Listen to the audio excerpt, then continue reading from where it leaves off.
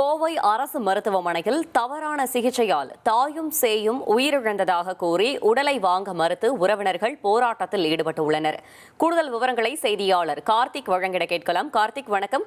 உறவினர்கள் என்ன தெரிவிக்கிறார்கள்? மருத்துவமனை தரப்பில் என்ன தெரிவிக்கப்பட்டிருக்கிறது? முழு தகவலை சொல்லுங்க. வணக்கம். கோவை அரசு மருத்துவமனையில் சரியான சிகிச்சை அளிக்காதனால தாயும் குழந்தையும் உயிரிழந்திருப்பதாக குற்றச்சாட்டு வைத்து உடலை வாங்க மறுத்து 100க்கும் மேற்பட்ட உறவினர்கள் போராட்டத்தில் ஈடுபட்டிருக்காங்க. இதன் தொடர்ச்சியா கோவை மாவட்ட ஆட்சியரிடம் இந்த சம்பவம் தொடர்பாக புகார் அளிப்பதற்காக உறவினர்கள் குடும்பத்தினர் மாவட்ட ஆட்சியர் வளாகத்துல இருக்கக்கூடிய காட்சிகள் நம்மளால பார்க்க முடிகிறது. கோவை அம்மன்குளம் பகுதியைச் சேர்ந்த அண்ணாதுரை சங்கீதா தம்பதி கடந்த 9 ஆண்டுகளுக்கு முன்பு கோவை அரசு மருத்துவமனையிலேயே குடும்ப கட்டுப்பாடு அறுவை சிகிச்சை செஞ்சிருக்காங்க. இந்த சூழல்ல அண்மையில அவங்களுக்கு குழந்தை இருந்ததாக மறுபடியும் சிகிச்சையில தெரிஞ்சிருக்கு. பின்பு குழந்தை நலமாக இருக்கிறது, மீண்டும் நம்ம குழந்தையை எடுத்துக்கலாம் அப்படிங்கிற மாதிரி மருத்துவர்கள் தரப்புல தகவல் கொடுத்திருக்காங்க.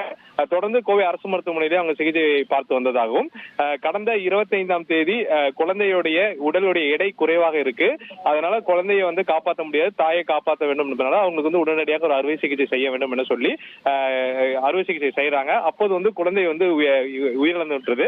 தொடர்ந்து அவங்களுக்கும் சிகிச்சை கொடுக்கறாங்க. சிகிச்சை கொடுக்கும் போதுல ஏற்கனவே அவங்களுக்கு 2 குழந்தைகள் இருக்காங்க. இருக்கும்போது 2 குழந்தைகளுமே அறுவை சிகிச்சையில் தான் அந்த குழந்தைகள் பிறந்திருக்காங்க. தற்போது இந்த குழந்தையும் அறுவை சிகிச்சை மூலமா பிறந்தனால தையல் போடப்பட்ட இடத்துல சரியாக தையல் போடவில்லை. அந்த தையல் போடாத காரணத்துலதான் தாய் இறந்துட்டாங்கன்னு சொல்லி உறவினர்கள் தரப்புல குற்றச்சாட்டு வைக்கிறாங்க.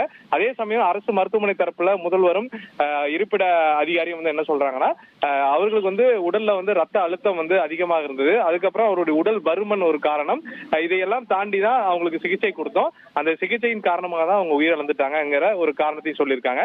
ஆனால் மருத்துவருடைய கருத்தையும் அவங்களுடைய தகவலையும் உறவினர்கள் ஏற்க மறுத்ததை தொடர்ந்து முறையான சிகிச்சை கொடுக்கல. அதே சமயம் ஏற்கனவே குடும்ப கட்டுப்பாடு செய்து எப்படி மீண்டும் குழந்தை உருவானது, இவர்கள் சரியான சிகிச்சையும் சரியான தகவலும் கொடுத்திருந்தால் எங்களுடைய தாயும் குழந்தையும் காப்பாற்றிக்கலாங்கிற ஒரு குற்றச்சாட்டை வைத்து உங்க போராட்டத்தில் ஈடுபட்டிருக்காங்க. இது தொடர்பாக பந்தயசாலை காவல்துறை தற்போது பேச்சுவார்த்தை நடத்திட்டு இருக்காங்க. விசாரணை ஒரு பக்கம் நடந்துட்டு இருக்கு. இது மட்டும் இல்லாம மாவட்ட ஆட்சியர் அலுவலகத்திலேயும் அவங்க புகார் கொடுக்க காத்திருப்பது மிக முக்கியமாக பார்க்கப்படுகிறது.